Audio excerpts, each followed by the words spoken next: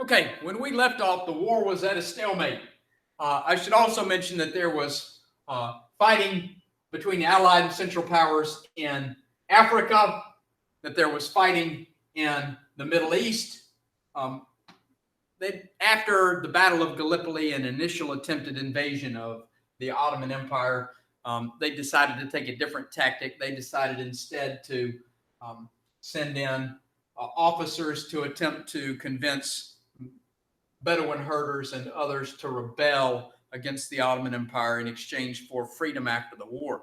As it would turn out, hate to spoil it for you, the British and the French win, and rather than giving the promised freedom, they backed out on that and instead carved the region up, which would lead to a lot of distrust amongst or by Middle Easterners of the British and the French, and to some extent, by extension, the United States.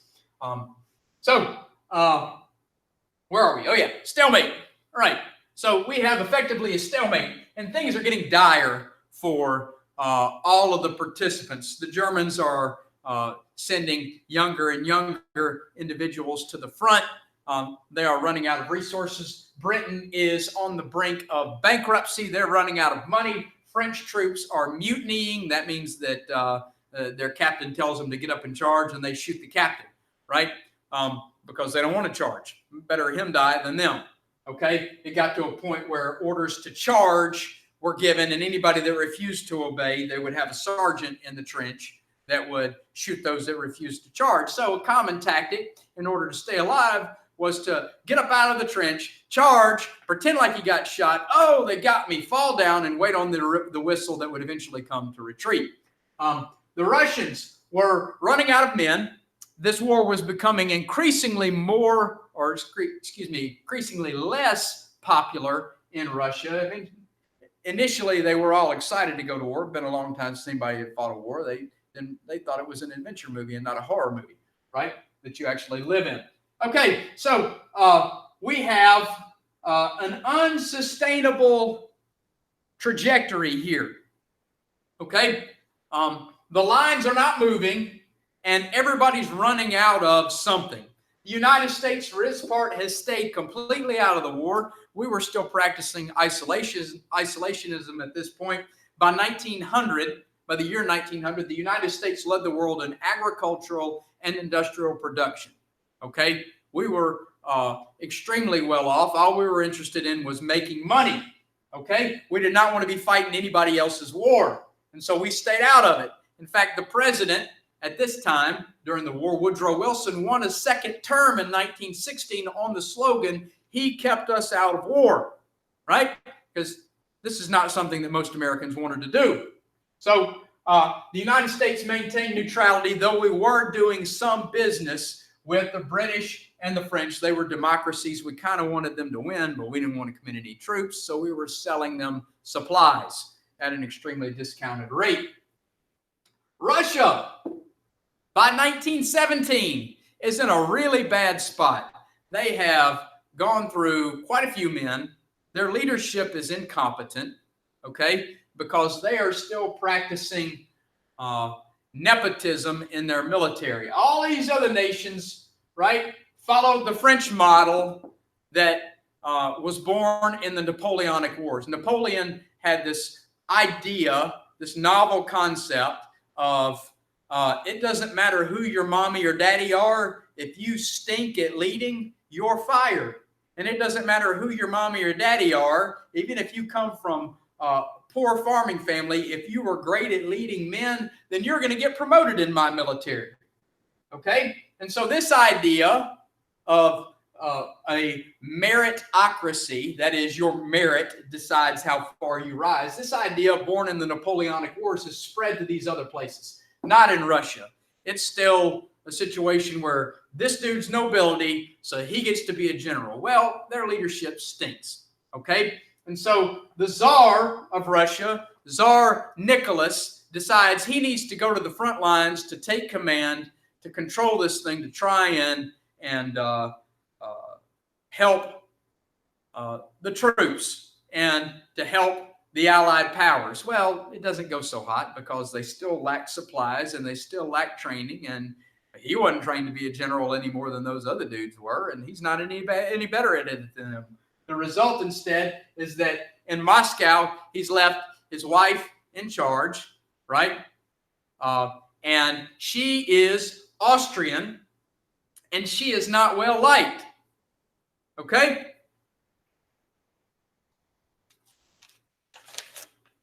So by 1917, they have an even bigger problem in Moscow. They're losing the war, at home, because sons and husbands and fathers are dying at an alarming rate.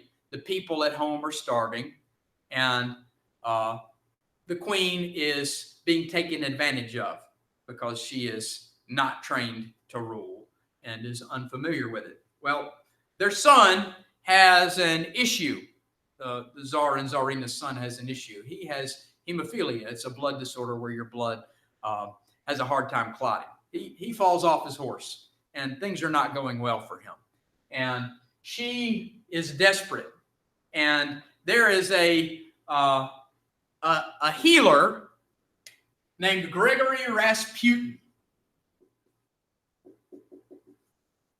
He is a supposed holy man, healer with mystical, magical powers. He is not actually holy. He is instead a con man, right? He's not a member of the Russian Orthodox Church. He is not clergy of any kind. He instead is really good at conning people. And he claims that he can cure the Tsarina's child. He does have a lot of common sense, as con men tend to do. One of the cons that he liked to do was, this was just a general con of his, he liked to tell women that he could take their sin away if they slept with him. He's not a nice guy, right? He doesn't mind taking advantage of people. Nevertheless, the Tsarina brings him in and begs him to heal her child. And so he sends the doctors away and is allegedly able to cure the child through hypnosis. The reality is that he got the child off of aspirin. Aspirin was a relatively new drug at this time, I think 1898 or 1899. It was a standard course of treatment by doctors. Anytime you had any issue, give them aspirin. Well, aspirin is a blood thinner. And if you give a blood thinner to a hemophiliac, well, their blood's going to have an even harder time of clotting. So he got the kid off of aspirin, and just purely by happenstance, the kid began to get better. Well, the Tsarina became convinced that Rasputin had been sent by God to save Russia. So she took him into her confidence and began to rely on him more and more. Well, he began to acquire more and more power, and he began to do more and more of the things he liked, which was spend time with women, which is drink a whole lot of alcohol and eat a whole lot of food. Only now he was doing it in the palace. He was, however, advising her of one particular thing. And that one particular thing was, he was telling her, we need to get out of the war. We need to get out of the war, right? This made him unpopular in Britain and France and in Russia by a lot of nobility. What he understood that the royalty and nobility in Russia didn't understand was that revolution was close. If they did not get out of the war, then the Tsar and Tsarina would be no more, right? So he was advising them to get out of the war. And his advising them to get out of the war became more and more pronounced until the Russian nobility and the British decided they needed to do something about it. In a final letter, Rasputin wrote to the Tsarina, he said, we need to get out of the war, essentially. If we don't, you, your husband, all of your children, and your entire family will be dead within 2 years. And they didn't get out of the war, and within 2 years, she, her husband, and their entire family were dead within 2 years. So, British agents, a captain, who was supposedly there as a liaison, but was also part of British intelligence. We talked about how the Germans were ahead of the game when it came to planning. Well, the British were ahead of the game, far ahead of the game when it came to espionage and the spy game, right? And intelligence agencies. Well, they decided they needed to do something about Rasputin and his supposed holy powers. So they got a prince, a nephew of the Tsar, Prince Felix, to invite Rasputin to his quarters. He had promised him a meeting with a particular young lady that Rasputin had been pursuing for a while. And so brought Rasputin to his quarters, gave him a bunch of wine and food that had all been laced with poison. The poison appeared to have no effect on this man with holy powers or mysterious powers. And so Felix, as you can imagine, is getting a bit unnerved. So he leaves and goes to meet with his other conspirators and says, look, the poison in the wine hasn't done anything to him. In fact, he's asking for more. What should I do? They said, here, they gave him a pistol. Go in and shoot him. We'll be right behind the door. So Felix goes in. He shoots Rasputin. Bang, bang. Okay, Rasputin falls to the floor. The other conspirators rush in. They decide we got to get rid of the body and attempt to wrap it up in carpet, or rather, they want to go find a carpet they can wrap it up into so they can carry him out. As they leave, Felix leans over to examine the body one more time. Rasputin's hand shoots up, grabs him by the throat, grabs him by the back, throws him against the wall. Rasputin gets up, runs out of the palace. He's in the courtyard and the chase is on. The rest of the conspirators are after him. They shoot him multiple times. He falls, and this is where the stories diverge. The story for a long time was that they shot Rasputin. They beat him multiple times with clubs. They threw him in the Neva River, and he allegedly drowned under the ice. That he did, in fact, have mysterious powers that they couldn't explain, and he had been able to endure far more than a normal human could. That was the lie told by the Russian government up until the release of documents at the fall of the Soviet Union. The real story is this. They chase him through the courtyard. They shoot him multiple times, hit him in the thigh. They beat him with clubs a few times. And then that British secret agent walks up with a Webley 50 caliber pistol and puts a hole right between Rasputin's eyes. I don't care how many magical powers you supposedly have. They turn your head into a canoe, you're dead. Okay? So Rasputin is dead. And with his death, the only guy telling the Russian monarchy to get out of the war is also dead. Why did a British agent participate in this? Well, the British know that if the Russians get out of the war, then all of these German troops fighting Russia will now come to this side, and they're not going to win. So Rasputin is dead, and Russia stays in the war for a while. Eventually, this dissatisfaction, just as Rasputin predicted, leads to rebellion. Okay? So there's a rebellion in March of 17, and a young democracy is formed. The only problem is they don't get out of the war. So there's a second rebellion led by Vladimir Lenin, the November Revolution, which was in October on our calendar, or vice versa. All right? Sets up a communist regime. And once Lenin comes to power, he signs the Treaty of Brest-Litovsk with Germany that effectively removes Russia from the war. Russia is now forming into what would become known as the Soviet Union. They're out of the war. And all of these troops now come to this side, and Britain and France are in trouble. The Germans finally begin to advance. They're rolling through France. They get within just a few miles of Paris. Germany is going to win. It's a foregone conclusion, unless they screw it up somehow. And they do, right? There is mounting pressure in the United States to join the war, right? There's mounting pressure because German U-boats, German submarines, they call them U-boats. The U stands for a really, really long German word that basically means undersea boat, right? German U-boats are preying on U.S. ships that are delivering supplies. So the U.S. begins to hide them in the bottom of passenger ships. Well, the Germans aren't fooled. And so they begin to sink passenger ships too. So along with the goods designed to go to Britain and France sinking, so do American citizens. Sinking of the Lusitania was something that began to push more and more Americans in favor of joining the side of the British and French. The Germans begin to get antsy about this. They're about to win this joker. They don't need the United States joining. And so they send a telegraph to their chief ambassador in Mexico. This note, called the Zimmerman Note, is an offer to Mexico. Basically says this: if you invade the United States, once we finish off the British and French, we'll come and we'll help you reacquire the lands taken by the United States from you, Texas and other territories. We'll help you reacquire those territories that have been taken from you if you'll just invade the United States right now. Now, the Germans probably had no intention of actually helping the Mexicans, but they were trying to trick them into it. Mexico, of course, wisely said no. Why enter into a war when you don't have to, right? And so nothing comes of the Zimmerman Note except one thing. Those British agents that are way ahead of the game, as we mentioned, intercept the note. They intercept the note. And what do you think they do with it?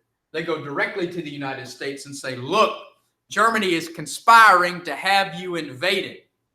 Well, this pushes the United States over the edge. The United States joins the war. All right? Now, what do we contribute? Well, initially we contribute a massive amount of money because we got a lot of that, and a massive amount of supplies because we also have a lot of that. What we do not have is a very large standing army. We have a very small active military at this time, and so training is ramped up. Now, by the end of the war, we had 2 million troops involved, but at least initially that was not the case. But what our cash and our supplies did was allow the British and the French to stabilize the line and keep France in the war until we could get troops over and assist with the push. And this push would eventually see an end to the Kaiser's reign in Germany with Allied victory. The armistice to end the war was signed on November 11th at 11 a.m. in a rail car in 1918. So the war ended on 11/11 at 11 a.m. in a rail car in France.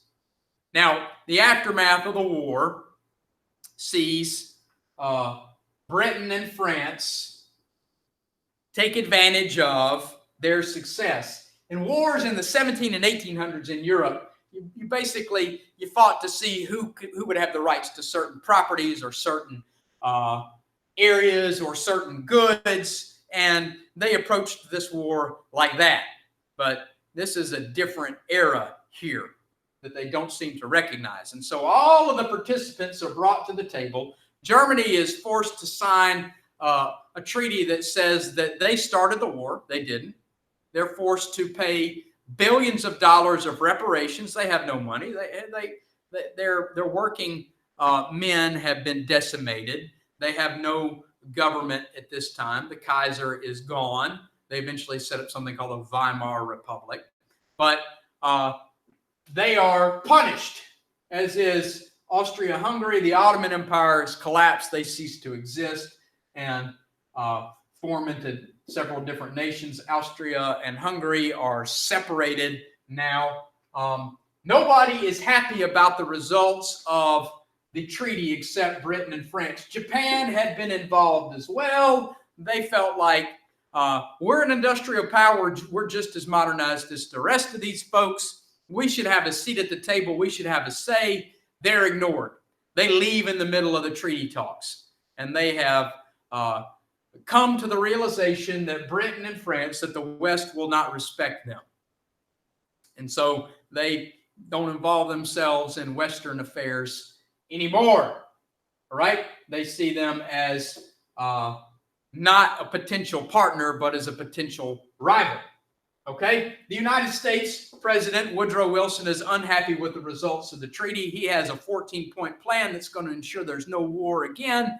That this would be the last war like this. His plan is largely ignored. The only concession that they give him is something called the League of Nations. It's the predecessor to the United Nations. Only about 40 countries join the League of Nations. They have no ability to sanction countries. They have no standing army. They have no teeth. And so the League of Nations will ultimately fail. And the United States didn't even join the League of Nations. The President of the United States had this idea to create a League of Nations to prevent wars like this in the future.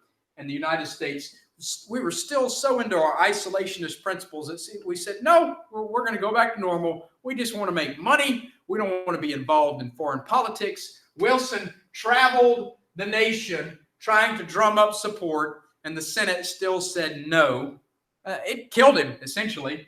The stress of the travel caused him to have a stroke and then another, and he spent the last few weeks of his presidency dying, basically.